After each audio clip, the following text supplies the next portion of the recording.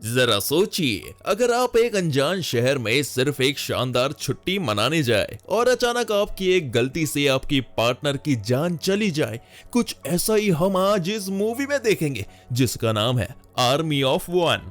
एक औरत नाम है ब्रेनर, वो अपने पति डिलन के साथ रोड ट्रिप पर निकली है। दोनों बस थोड़ा सुकून चाहते हैं, रोज की भाग दौड़ से दूर। लेकिन ब्रेनर कोई आम औरत नहीं है, उसका पास्ट कुछ खास है। मिलिट्री ट्रेनिंग में होशियार, एकदम फौलादी इरादों वाली। और डिलन वो एक ईमानदार पुलिस वाला है। जब दोनों गाड़ी में सफर कर रहे होते हैं तभी एक पुरानी खटारा ट्रक तेजी से उनके पास से गुजरती है। ट्रक में बैठा आदमी बेहुदा अंदाज से चिल्लाता है, हे बेबी आई लव यू।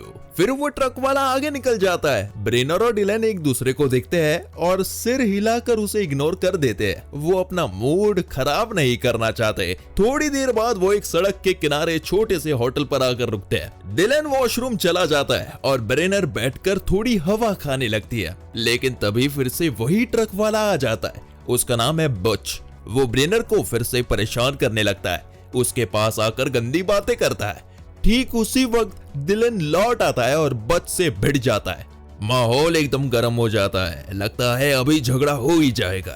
तभी होटल की एक बुजुर्ग औरत बीच में आ जाती है, बड़ी समझदारी से दोनों को शांत करती है। वो कहती है कि इस इलाके में लोग बाहरी लोगों को देखना पसंद नहीं करते।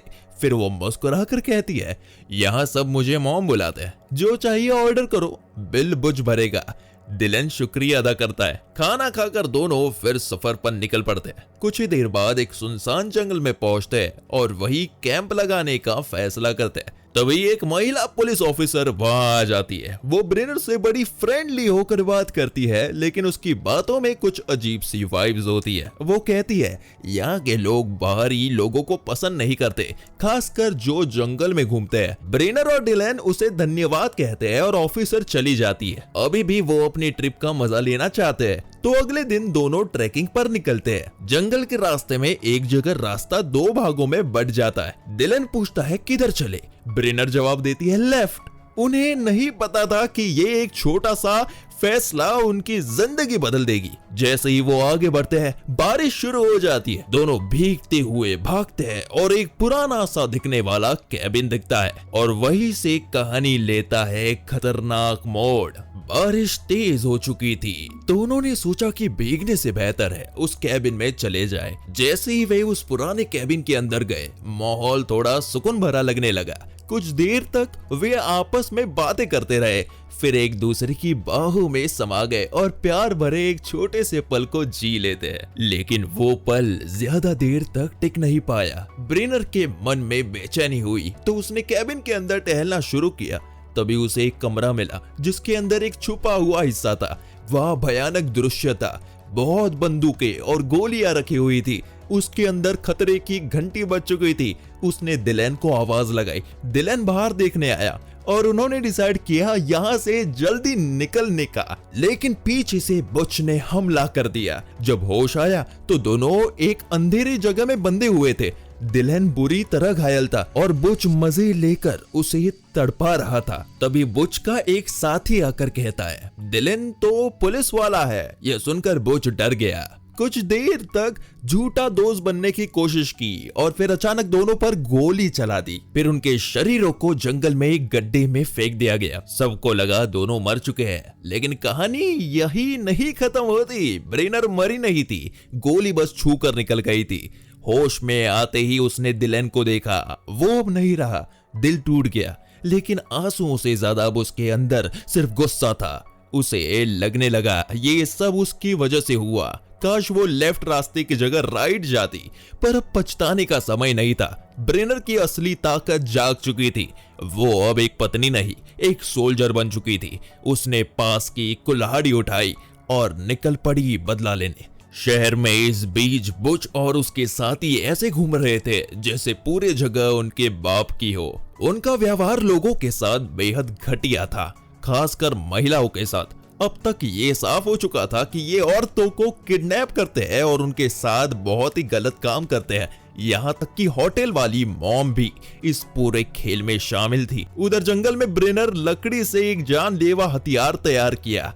फिर मौका देखकर उसने बुच के एक आदमी पर हमला किया, उसे चुपचाप मार गिराया और उसकी लाश छिपा दी। वो जंगल में खूंखार जानवर की तरह छिपती घूमती रही और बुच के एक और आदमी को बेरहमी से मार दिया और एक आदमी का पैर काट दिया, लेकिन उसे जिंदा छोड़ दिया ताकि वो डर में जीता रहे। फिर ब्रेनर को वो कैबिन मिल गया जहां से ये सारा खेल शुरू हुआ था। उसने बिना टाइम वेस्ट किए उस कैबिन को उड़ा दिया। एक जबरदस्त धमाके के साथ पूरा जंगल गूंज उठा। धमाके की आवाज सुनकर शेरिफ हॉब्स फौरन अपनी बंदूक लेकर जंगल की ओर निकल पड़ता है। इधर मॉम भी धुएं को देखकर बुच को भेजती है। बुच को जंगल में अपनी एक आदमी बुरी हालत में पड़ा मिलता है जो ब्रेनर का नाम बड़बड़ा रहा होता है। वो उसे ट्रक में डालता है और वापस शहर की ओर लौटता है, लेकिन उसे क्या पता ब्रेनर पहले ही उसी ट्रक के पिछले हिस्से में छुपी हुई है। अब मॉम अपने तकनीकी लोगों से कहती है कि उस लड़की यानी कि ब्रेनर की जानकारी निकालो। तभी उन्हें पता चलता है कि ब्रेनर कोई आम लड़की नहीं है, एक रिटायर्ड सोल्जर है। मॉम समझ जाती है उन्होंने गलत औरत से पंगा ले लिया है। जंगल में शेरिफ को एक लाश मिलती है और वो अपने रेडियो से टीम को अलर्ट करता है। जंगल में ब्रेनर ने जाल बिछाने शुरू कर दिए थे। किसी को भी अंदाजा नहीं था कि वो कहां छिपी है, लेकिन वो पूरी तरह तैयार थी पूरी आर्मी से लड़ने। इसी बीच शेरिफ हॉब्स की टीम वहां पहुंचती है जहां उन्हें लाश मिली थी। टीम का एक आदमी शेरिफ से कहता है कि ये मरा हुआ आदमी मॉम के गैंग का हिस्सा था। फिर वो एक और चौंकाने वाली बात बताता है, ये पूरा जंगल असल में मॉम की कब्जे में है। यहाँ कुछ भी उसकी मर्जी के बिना नहीं होता। लोग उसे मॉम बस प्यार से नहीं कहते हैं, वो सच में पूरे इलाके की मालकिन है।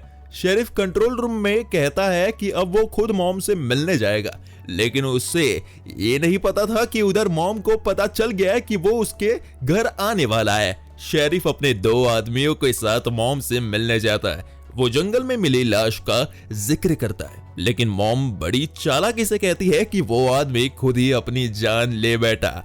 शेरिफ को उसकी बातों पर भरोसा नहीं होता, पर वो चुप रहता है और माहौल खराब किए बिना वहां से निकल जाता है।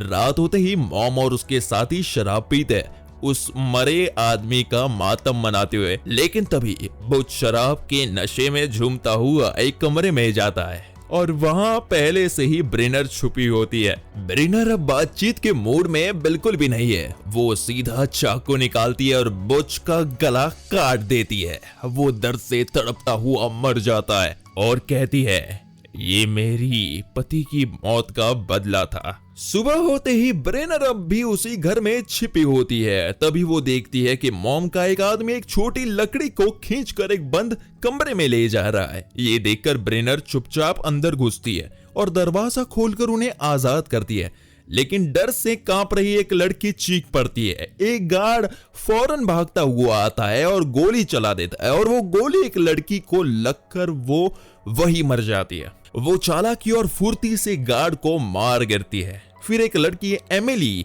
को साथ लेकर बिल्डिंग से भाग निकलती है और दोनों जंगल की ओर निकल पड़ते हैं। उधर मॉम को खबर मिलती है बुच मारा गया।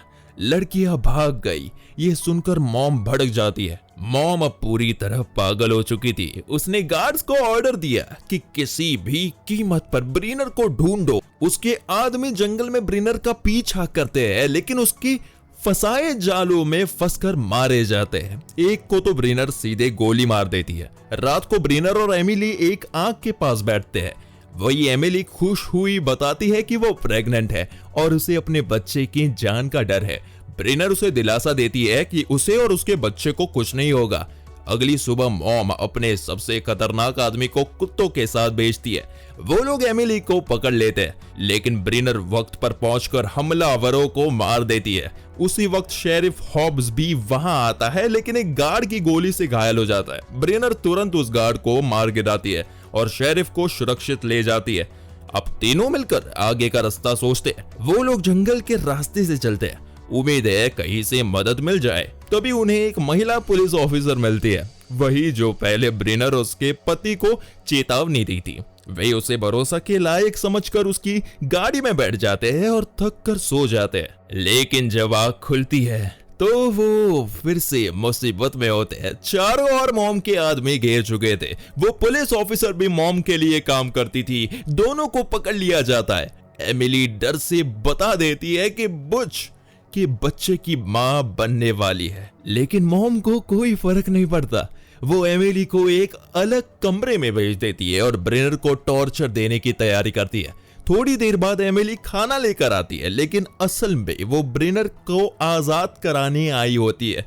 वो गार्ड को मार देती है। ब्रेनर मेन रूम से में घुसती है और मॉम के आदमियों को एक एक करके मार गिराती है। उधर मॉम एमिली को पकड़ लेती है और उसकी गर्दन पर चाकू रख देती है। इसी बीच एक आदमी पीछे से ब्रेनर पर हमला करता है। ब्रेनर उसे लड़ती है, लेकिन जब तक वो एमिली तक पहुंचती है बहुत देर हो चुकी होती है। मॉम एमिली का गला काट कर भाग जाती है। एमिली मर जाती है। 3 महीने बाद मॉम एक शांत बगीचे में बैठी होती है, मानो सब कुछ भूलकर आगे बढ़ रही है। तभी उसे एक मैसेज आता है, जजमेंट डे लिखा होता है। ब्रेनर दूर से छिपकर निशाना लगा रही थी। मॉम कुछ समझ नहीं पाती। उससे पहले ही उसकी सर में एक गोली लगती है और इसे ब्रेनर का बदला पूरा होता है। इसी के साथ ये मूवी यही खत्म होती है। आप कमेंट करके बताइए आपको ये मूवी कैसी लगी। इसी तरह एक बेहतरीन एक्सप्लेनेशन के लिए हमारे चैनल को सब्सक्राइब और एक लाइक जरूर करें।